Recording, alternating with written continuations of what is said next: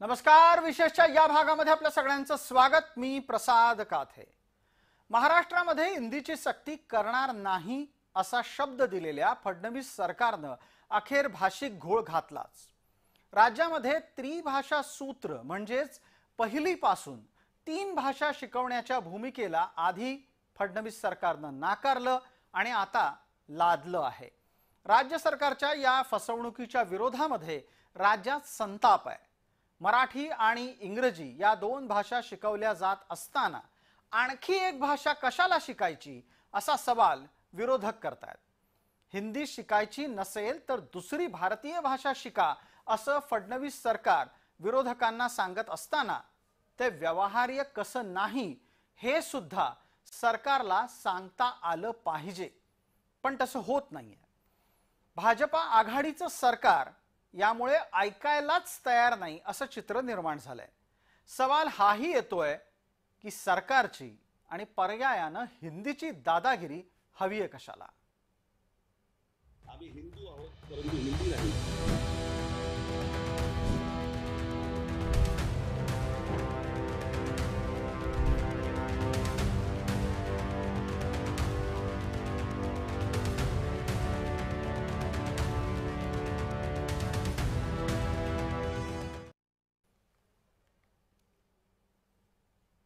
हिंदीच्या मुद्द्यावर मनसेनं तातडीनं आक्रमक भूमिका घेतली। राज्य सरकारनं शासनाचा आदेश जारी केल्यानंतर मनसेच्या वतीनं हिंदीची पुस्तकं म्हणजेच आपल्या पाठ्यक्रमाला प्रसिद्ध करणारा तपशील मुंबईमध्ये जाळला, पुण्यामध्ये फाडला। पुण्यामध्ये हिंदीचं पुस्तक फाडण्यात आलं, त्यावर शाई फेकण्यात आली, ते पायदळी तुडवलं गेलं। मनसेनं दुसऱ्या बाजूला हिंदीचं पुस्तक मुंबईमध्ये जाळून टाकलं।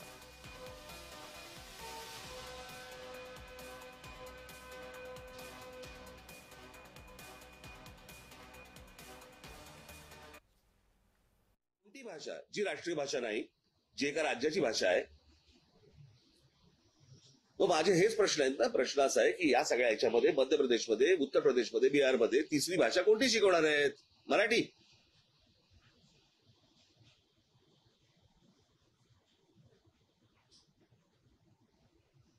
की ही सगळी राज्य सोडून बाकीच्या त्रिभाषा सूत्र? बरं, यांच्या स्वतःच्या राज्यामध्ये पण नाहीये हिंदीची सक्ती। गुजरातमध्ये त्यांचा आग्रह आहे की 2च भाषा असल्या पाहिजे, तिसरी भाषा तुम्ही लादू नका। मी त्यांना हे समजून सांगण्याचा प्रयत्न केला की केंद्र सरकारने विचारपूर्वक NEP मध्ये 3 भाषांचं सूत्र आणलंय। जर देशभरामध्ये 3 भाषांचं सूत्र आहे तर महाराष्ट्र 2 भाषांच्या सूत्रावर जाऊ शकत नाही। 3 भाषा सूत्राच्या विरुद्ध तमिळनाडू कोर्टमध्ये देखील गेलं, पण कोर्टाने ते मान्य केलं नाही। आणि आपल्या देशातली एखादी अधिकची भाषा शिकण्यामध्ये काही वाईट काय आहे, गैर काय आहे? आपल्या भाषेला डावललं गेलं असेल तर वेगळी गोष्ट। आपली भाषा शिकत असताना जर आपली मुलं एखादी दुसरी भाषा अजून शिकतील तर त्याही भाषेतलं ज्ञान त्यांच्यापर्यंत पोहोचेल। भाषाप्रेमी मराठी माणूस या निर्णयानं गडबडलाय। हिंदी शिकायची असेल तर ती शिकूच शकता, पण शिकायची नसेल तर इतर भारतीय भाषा मात्र शिकावीच लागेल, ही सक्तीच त्याला अस्वस्थ करते आहे। मराठी राज्यात मराठीची ही जी अवनती होते आहे ती थांबवणं सरकारचं काम आहे। इतर भाषा शिकवणं आणि त्या लादणं हे सरकारचं काम नाही आहे। सगळ्या शासनाचं भाषा धोरण सांगतं प्रामुख्याने आणि प्राधान्याने सगळे व्यवहार मराठीतून झाले पाहिजे। सगळ्या विषयांचं सगळं शिक्षण सगळ्या विषयांचं हे मराठी माध्यमातून सगळ्या स्तरावर झालं पाहिजे। आज जर समजा हे या विषयात दादला गेला तर मी तुम्हाला आता सांगतो, भविष्यातल्या पुढच्या नजीकच्या काळामध्ये मराठीचं अस्तित्वच हे महाराष्ट्रात ठेवणार नाही। मराठी साहित्य संपवून टाकतील, मराठी सगळ्याच गोष्टी संपवून टाकतील आणि केंद्र सरकारच्या वरवंट्याखाली अख्खा महाराष्ट्र भरडला जाईल। आणि म्हणून माझी महाराष्ट्रातल्या सर्व तमाम नागरिकांना माझी विनंती आहे की याला तुम्ही जेवढा विरोध करता येईल तेवढा केला पाहिजे। प्रत्येक शाळांनी या गोष्टींना विरोध केला पाहिजे आणि शाळा ह्या हिंदी कशा शिकवतात हेच आम्ही बघू। इतका तीव्र आणि टोकाचा विरोध जरी मनसे करत असली तरी पण त्यांनी एक गडबड करून ठेवली आहे। मनसेनं मुंबईमध्ये आणि पुण्यामध्ये आंदोलन केलं।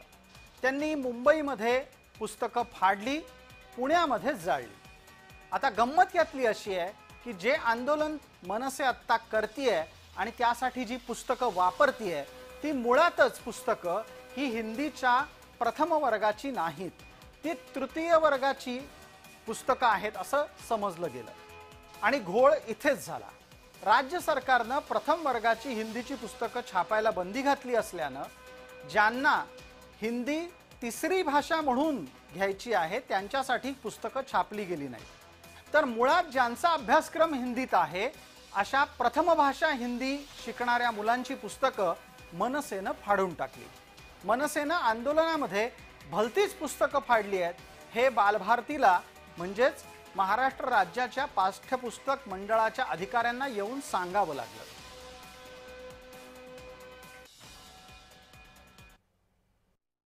महाराष्ट्र नवनिर्माण सेनेने सन्मान्य राजसाहेबांनी सूचित केलं होतं की अशा प्रकारे तुम्ही पुस्तक छपाई करू नका, परंतु हा GR तोंडली त्यांनी रद्द केल्याचं सांगून त्याच्या पडद्याआड पुस्तकांची छपाई चालूच होती। आज तुम्ही बघू शकता या प्रेसमध्ये खूप मोठ्या प्रमाणात पुस्तकांची छपाई चालू आहे। शाळा सुरू झाल्या, शाळांमध्ये हिंदी शिकवली जाते, बाजारात पुस्तकं विकायला आलीत आणि आज या सगळ्यांनी महाराष्ट्राची मराठी माणसाची दिशाभूल करून त्यांना धुळफेक करून या खोटारड्या सरकारांनी त्याच्यामध्ये आज परत एकदा GR लागू करून ही अप्रत्यक्षपणे त्यांनी त्याच्यामध्ये लिहिलंय की हिंदी सर्वसाधारणपणे अनिवार्य, तिसरी भाषा कशाला, त्रिसूत्री भाषा आम्हाला अवलंबन नाही, हे धोरण आम्हाला मान्य नाही, द्विभाषा ठीक आहे।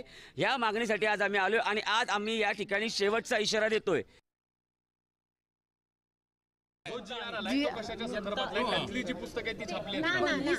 ते छापली नाहीये, प्लीज तुम्ही मिसअंडरस्टँड नका करू आणि ते हे जे झालं आहे ते स्थगित केलं आहे म्हणजे ते स्थगितच आहे, आमची प्रिंटिंग पण स्थगित आहे। मात्र हे बालभारती आहे ते जे आहे ते पब्लिकमध्ये आहे ते, मग कृपया तुम्ही हे मिसअंडरस्टँडिंग प्रसरू पण नका, मी हे विनंती करते। या निमित्तानं आम्ही पालकांच्या प्रतिक्रिया जाणून घेतल्या। पुण्यातील पालकांना काय वाटतं हे आपण जाणून घेणार आहोत। आपल्यासोबत हे बाल चिमुरडे देखील आहेत आणि यांचे पालक देखील आपल्या सोबत आहेत, आपण त्यांच्याकडून जाणून घेणार आहोत जी काही राजकारण सुरू आहे। म्हणून एक पालक म्हणून तुम्हाला काय वाटतंय की विद्यार्थ्यांवर खरंच ताण येईल का आणि विद्यार्थ्यांना अशा प्रकारचे विषय सक्तीचे करणं गरजेचं आहे का? अजिबात नाही, असे विषय सक्तीचे करूच नयेत आणि मुलांना आता आहेत ते विषय खरंच चांगले, काय करायचं असं त्यातून प्रॅक्टिकली हिंदी नाही म्हणून काय अडत नाहीये मुलांचं, की सक्तीचं असं करू नये, खरंच गरज असेल तर मुलं आवर्जून शिकतील आणि 5वी नंतर आहेच हिंदी। अधिराज आणि तिसरी। तुझ्याकडे किती विषय शिकला तू? दुसरीला असताना कोणते कोणते तुला सब्जेक्ट होते? गणित, मराठी आणि इंग्लिश। त्यामध्ये तुला जर हिंदी पण दिला असता, हिंदी जर शिकायचं असतं तर तुला काय वाटलं, म्हणजे हिंदी शिकायला आवडेल की आता नको असं वाटतंय तुला? नको, त्यांना दबाव आहे वरून असं दिसतंय त्यांच्या चेहऱ्यावरून, आणि जे नवीन काहीतरी राबवायची भूमिका म्हणून कुठला तरी एक निर्णय राबवायचा वरून कुठून तरी आलेला आहे असं साधारण उघड उघड दिसतंय।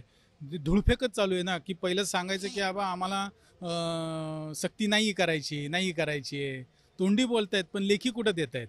जे काय तुमचं राजकारण असेल ते गेटच्या बाहेर असावं, गेटपर्यंत ते यावं नाही।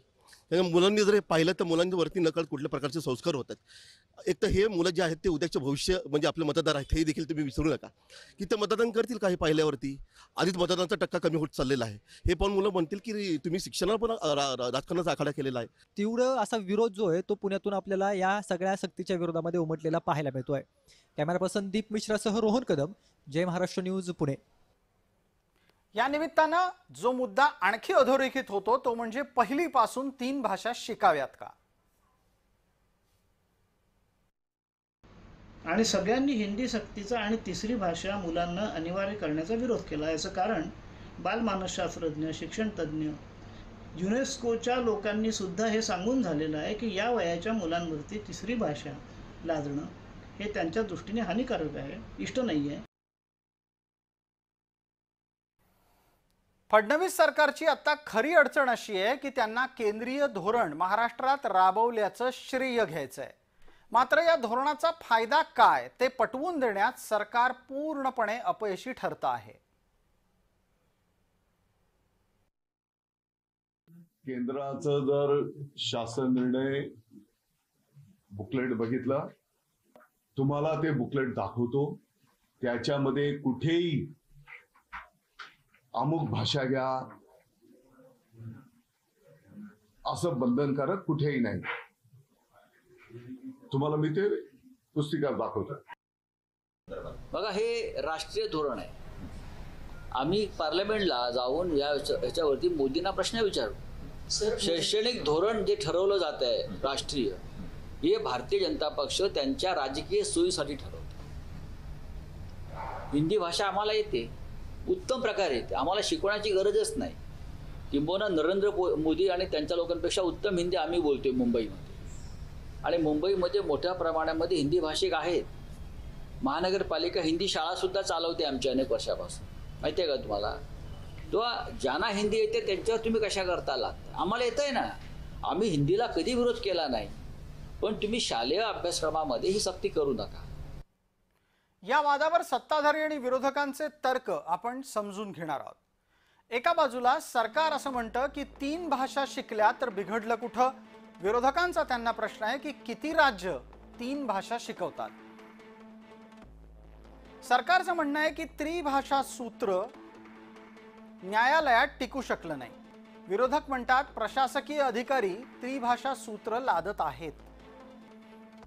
मराठीला कसलाही धोका नाही असं सांगण्याचा प्रयत्न सरकार करत असलं तरी पण विरोधकांचं म्हणणं आहे आज हिंदी शिकवताय, उद्या मराठीची गळचेपी सरकार करेलच.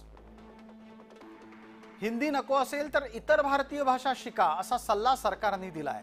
विरोधकांचं म्हणणं आहे इतर भारतीय भाषा शिकायची सोयच राज्यात पुरेशी उपलब्ध नाही. आता अन्य भाषा म्हटल्याप्रमाणे की 20 विद्यार्थी असतील तामिळ किंवा गुजराती, बंगालीचे किंवा मणिपुरी भाषेचे, तर आम्ही तिथल्या शिक्षकाशी संबंधून त्यांच्या मार्फत आम्ही ऑनलाईन शिकू तुम्हाला. म्हणजे मला मणिपुरी शिकायची तुम्हाला, मला तर मला ऑनलाईन शिकवावे. आता माझ्याकडे मोबाईल आहे का, अँड्रॉइड, शाळेमध्ये कॉम्प्युटर आहे का, त्या ठिकाणी टॅब आहे का, अशा अनेक प्रश्न आहेत ना. प्रत्येक ठिकाणी ह्या गोष्टी नाहीत, काही ठिकाणी असतील. की केवळ हिंदीसह अन्य कोणतीही तिसरी भाषा 1ली ते 5वीसाठी अनिवार्य नसेल. इतक्या सुस्पष्ट शब्दामध्ये तुम्ही आम्हाला शासन निर्णय काढून द्या, मुद्दा संपतो. तुम्ही हिंदीचा महाराष्ट्रात नसलेला विरोध अकारण कशासाठी वाढवता आहात? महाराष्ट्राने कधीच हिंदीला विरोध केलेला नाही, पण तुम्ही सक्ती करतायत, त्याचा विरोध लोक करतायत. शिक्षक कुठं मिळणार? अगोदर शिक्षकांची संख्या नाहीये. 9वीतल्या मुलांना 2रीतलं वाचता येत नाही असे रिपोर्ट्स आहेत. तर आपण त्याच्यावर किती बोजा टाकणार? शिक्षक कुठून आणणार? कारण कित्येक शाळांना एकच शिक्षक आहे. ते असं तर त्याला 3ही भाषा शिकवा, गणित शिकवा, हे सगळं प्रचंड बोजा पडेल आणि त्यामुळे ह्या सगळ्याची हे सगळं टाळावं असं मला वाटतं. विशेषतः या भागामध्ये तुर्तास इतकंच. आपण पाहत रहा फक्त जय महाराष्ट्र.